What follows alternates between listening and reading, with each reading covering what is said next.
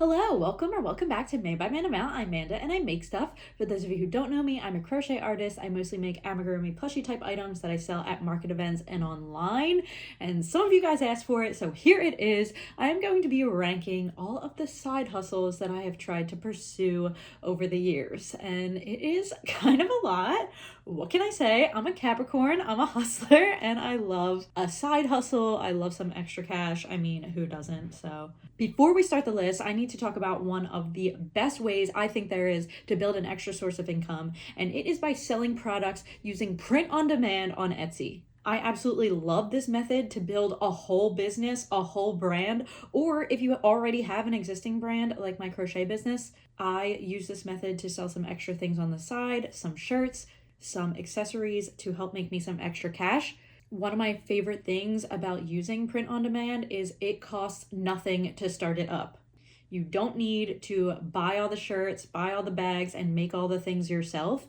You can simply use Printful.com to integrate with your Etsy. And after you upload your designs and create your product online, that is it. Your customers can go onto your Etsy, order the products, and Printful will just ship them to your customers. You don't have to do anything. I am going to show you how easy and quick this is to do. You do not have to be a graphic designer to do this by any means. I personally just go to Canva and use most of the designs on there, modify them a little bit to what I like. Once you're happy with your design, you can simply go to Printful.com, pick any kind of t-shirt or product that you like. You just upload your design that you just made. You can connect Printful to your Etsy account. If you don't already have an Etsy account, maybe I can make an additional video on how to go about that. You simply publish your product to your Etsy, then you can go to Etsy and update your listing with all your good keywords so that people can really find your product easily. And thanks to technology and AI these days, you don't need to do a ton of research to do that. I love going to ChatGPT and asking ChatGPT for some good keywords to add to my listings. And that's pretty much it. And anytime a customer orders this product, Printful will just ship it to them for you. They do all the work and you get to keep so much of the profit. I love this because coming from a handmade business, I know how much time goes into making handmade products. So being able to make a little extra money using Printful, where they kind of take some of the work out of my hands, it is really just amazing. And as you saw, it is so easy to get started, so I would definitely recommend this as a side hustle. And I also think that it just has so much potential to be built into a whole brand. Printful is free to use. There's no upfront cost or monthly fees, which is amazing. I have a link in the description below if you would like to check it out. Okay, you guys, now we are going to start our list. We are starting with number 10, and my 10th ranked side hustle that I have tried is surveys. If you've ever looked into side hustles, I'm sure you have seen people suggest surveys. If I am ever watching a video that is giving me suggestions for side hustles and I see surveys mentioned, I literally click out of the video. Maybe others have had better experiences with this, but there are a bunch of different kind of apps where you can sign up and apply to take surveys. I mean, all different kinds of surveys for businesses to collect information and collect your thoughts and that kind of a thing. And if you qualify for the survey and you take the survey, you can make some money. However, in my experience, this amount of money is not a very large amount. I mean, it's maybe a couple dollars. And where they get you is you have to take, like in my experience, usually you have to take a qualifying survey to see if you qualify for the survey. And some of the qualifying surveys are like a ridiculous amount of time. Like you might spend a half an hour seeing if you qualify for this other survey that's going to take you another half an hour that you might make $2 to $5 on. And after the half an hour qualification, you probably don't even qualify. It's like very hard sometimes to qualify for the surveys. To me, it just ended up being a waste of my time. But if you are home and literally watching TV and you need something to do, maybe. So that's why it is included on this list, but it is the last on this list. Number 9 on this list is consumer reward platforms, where you can basically save your receipts and get paid for shopping. If you've ever heard of the app Fetch or Ibotta, those are some pretty popular ones. You can basically get cash back on your purchases when you upload your receipts. You guys, I do a lot of grocery shopping. I love grocery shopping. And I would say for about a year, I was really dedicated to doing this. Not only was I dedicated to it, but I told my whole family, please save your grocery receipts. I need them. So everyone in my family was giving me their grocery receipts, and I would take a picture every time I went shopping and I would upload them to these apps. I think at the end of the year, I had maybe $20. Again, I'm sure there are people that swear by these apps. There are different kinds of rewards in the apps where you get a lot more points and more money for buying specific things. But honestly, grocery shopping is like a peaceful experience for me, and I don't want to have to plan my whole grocery trip around which products are going to get me more points, you know? Not a very lucrative hustle for me. Please comment below if you've had a different experience. Number 8, we are moving on to Facebook Marketplace. Selling things on Facebook Marketplace, flipping things and selling them on Facebook Marketplace. If you just look around your house, there are probably so many things that you don't have, that you don't need here, that you could sell on Facebook Marketplace. And I'm not gonna lie, this was pretty successful sometimes. I have sold a plethora of things on Facebook Marketplace and have made some decent money. This is also a life hack, but in my neighborhood and the local neighborhoods, there are Facebook groups where sometimes they have these like curb alert groups where it tells you when things are, people will send pictures of people who have things thrown in the trash that they're just getting rid of. So sometimes on trash days, don't make fun of me. A hustle is a hustle. Sometimes on trash days, I would go drive around and I would see if there was anything on the curb that would be worth it to resell on Facebook Marketplace. I mean, someone's trash is another one's treasure, right? If people were just throwing it out, I got bills to pay. I don't know about you guys. I think that if you have the means and the manpower to transport furniture, and if you're able to like flip furniture and resell that on Marketplace, I think that would be a super lucrative thing. Here's why it is so low on my list, because I don't really have the means to do that. It's pretty hard for just little old me to like transfer furniture, though I have fit a surprisingly large amount of things in my Jeep. And as far as selling other things go, the worst part of it was dealing with potential buyers. Like, I don't mean to sound like that, but I feel like a lot of people on Marketplace are just, they're not always serious about it. I had to spend a lot of time weeding out people that were serious, that were actually gonna meet up with me. It was just a pain in the butt. So that's why it is where it is on the list. Number 7 is film and TV gigs. You might know that I am involved in acting. I did actually also go to school for film, fun fact. And for a while I was doing some local film gigs. There are websites like backstage.com where you can find local things going on that you could audition for or be a part of. Also, if you do a quick Google search, depending on your area, there's actually a lot of extra work where you can like literally apply to be an extra in the background of what could be a huge TV show or a Hollywood film, and they will pay you for the day, like $150, $250 to be an extra. I think that this is a great and fun way to make a little bit of extra cash, and you don't need a ton of acting experience to be doing it. I mean, you don't really need any acting experience to be an extra. The only reason why it is a little lower on the list is because when you compare like the time to money ratio, I don't know if it is the best and most lucrative side hustle option. If you do apply to be an extra, I would definitely be prepared to be there like all day, like a 12-14 hour day. And it was like that if I was on set for any kind of film stuff. It was like pretty long days, and I felt like the money wasn't necessarily worth the amount of time. But definitely a fun and great life experience. Next, we are moving on to focus groups.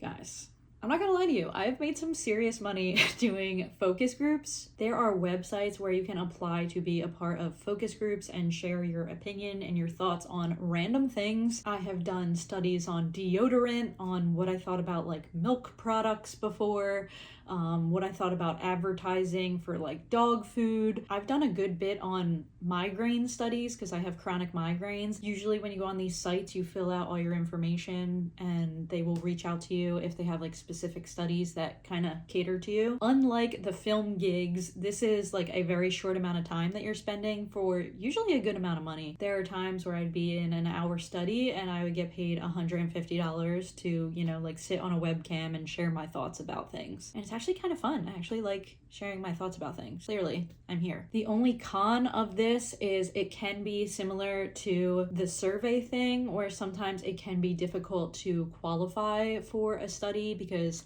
often they are looking for very specific group of people, and there are like sometimes rules about how often you can do it. So I would definitely recommend like finding as many websites as you can and signing up for as many different sites so that you can qualify for as many as possible. Number 5 is being a virtual assistant. Being a virtual assistant is a great way to make some extra cash. Depending on the job, you could be, answering phones, setting up people's calendars, pretty much any kind of assisting you can do virtually, which is awesome because for me, it was something that I could do in my spare extra hours. It wasn't an extra job that I had to commute to. So it was perfect. I specifically got connected with a company who actually helped me find clients, and I could take on as many clients as I wanted to, and I would just log all of the hours that I was working for them, and I was getting paid like $25 an hour to do just some simple work for them. I would put this in the same category as any kind of digital freelancing, like social media, graphic design, if you're capable of any of those kinds of things. In addition to looking for virtual assistant jobs, you could also sign up on freelance websites to do freelance work for people. This was a really good experience for me, and I definitely made a lot of extra money doing it. I would say the only con for me was that it got very overwhelming.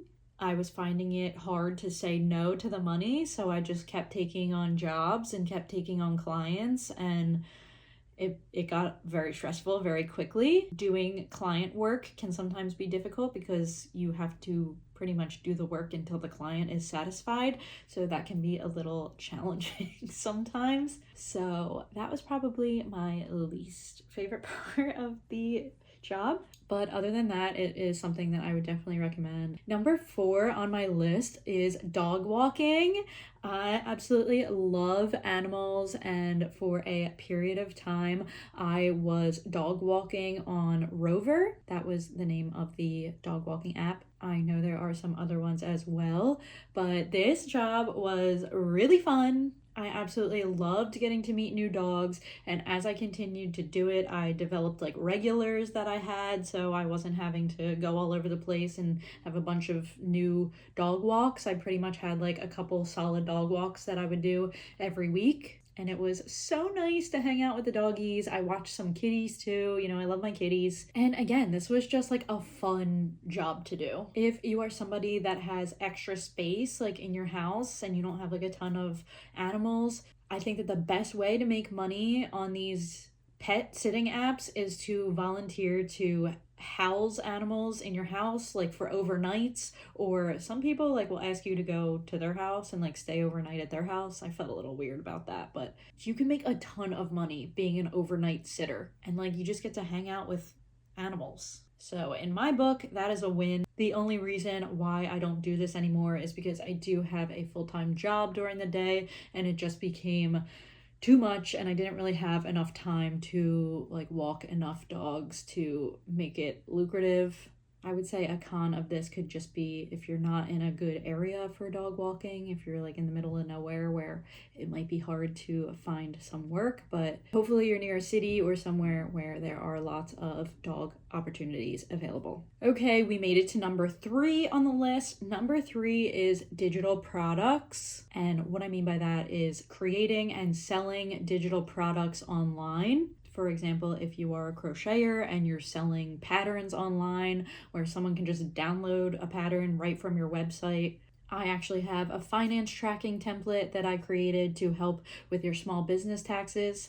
Check it out. I'll leave the link in the description below. But again, that's another thing where you create it and then someone can just go to your site and purchase and download it. And this is something that can be extremely lucrative because your inventory with digital products never really runs out. You don't have to sit here slaving away no offense, but on my crochet products, you know, I'm sitting here slaving away when people can order a digital template and immediately download it, and there's like no work for me involved. It's something that's like pretty passive, and passive income is the best kind of income in my opinion. You can reach a huge online market because you don't have to worry about shipping internationally. Like, this is something where anyone can download it. So that is why this one is super high on my list. Number 2 on my list is affiliate marketing. Affiliate marketing is basically when the affiliate makes money for talking about or promoting another company's product or services. I have really loved integrating that here on my channel because not only am I making a little bit of commission money,